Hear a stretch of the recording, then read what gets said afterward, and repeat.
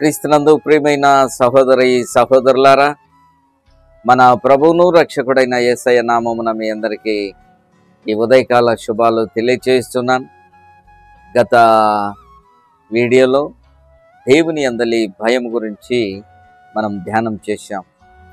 అదే సామెతల గ్రంథం 22వ అధ్యాయం 4వ వచనం.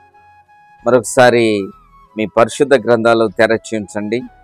4వ వచనం మనం చూస్తే, యెహోవా యందు భయభక్తులు కలిగి ఉండుట వినయమునకు ప్రతిఫలము, ఐశ్వర్యమును ఘనతను జీవమును దాని వలన కలుగును అన్న మాటను మనం ధ్యానం చేస్తూ ఉన్నాం. ప్రియ సహోదరి సహోదరులారా, ఈ ఐశ్వర్యము ఘనత మన జీవితంలో కలగాలి అంటే ముందు మన జీవితంలో ఉండవలసింది ప్రధానంగా దేవుని యందలి భయము ప్రాముఖ్యమే.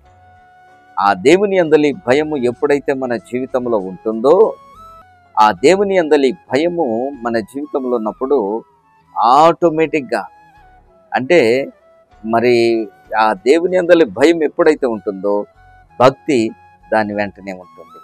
ప్రియమైన దేవుని బిడ్డలారా, ఈ భక్తి అన్నది క్రైస్తవ విశ్వాస జీవితంలో ఒక బలమైన పునాదిగా వేయబడుతుంది.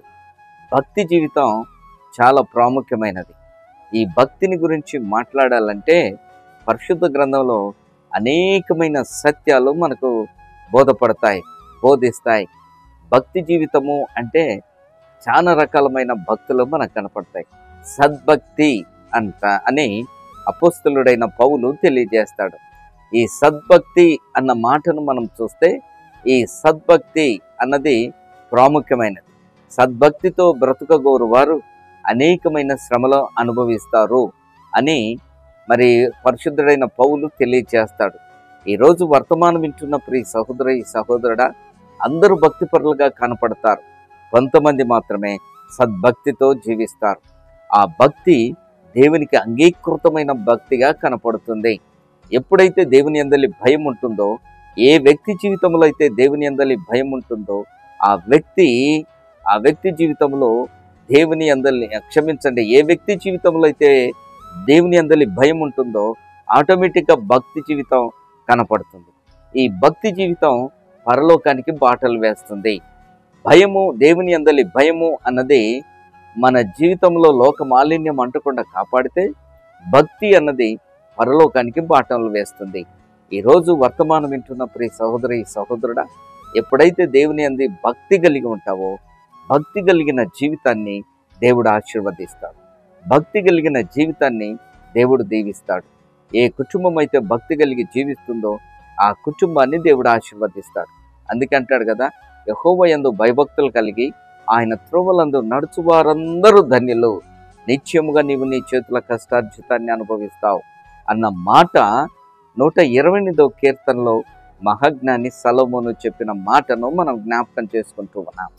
దేవుని యందలి భక్తి ఎప్పుడైతే నీ జీవితంలో ఉంటుందో, దేవుని యందలి భయం ఎప్పుడైతే నీ జీవితంలో ఉంటుందో, ఆ భయభక్తులు కలిగిన ఆ జీవితాన్ని దేవుడు ఎంతగా ఆశీర్వదిస్తాడంటే, నీవే పని చేసినా మహోన్నతుడైన దేవుడు నీ పనిని ఆశీర్వదిస్తాడు, నీ కష్టాన్ని దేవుడు దీవిస్తాడు. కనుకనే ఈ దేవుని యందలి భయము, దేవుని యందలి భక్తి మన జీవితంలో ప్రాముఖ్యమైనది. ఒక బండికి జోడెడ్ల లాంటిది. ఈ జోడెడ్లు సమానంగా వెళ్తేనే ఆ బండి ముందుకు వెళ్తుంది. అలాగే క్రైస్తవ విశ్వాస జీవితం, దేవుని యందలి భయము ఒక పక్క, దేవుని యందలి భక్తి మరొక పక్క, ఈ రెండు సమవుజ్జీలుగా వెళ్ళాల. అప్పుడే ఆధ్యాత్మిక జీవితం ఆశీర్వదింపబడుతుంది. ఈ భక్తి కలిగిన జీవితాన్ని దేవుడు ఎప్పుడు విడిచిపెట్టాడు. ఆ మహోన్నతుడైన దేవుడు, సర్వాధికారైన ప్రభువు, వారి ప్రార్థనను ఆలకించే దేవుడు. కొర్నేలు గురించి చెప్పినప్పుడు ఇటలీ పటాలమనబడిన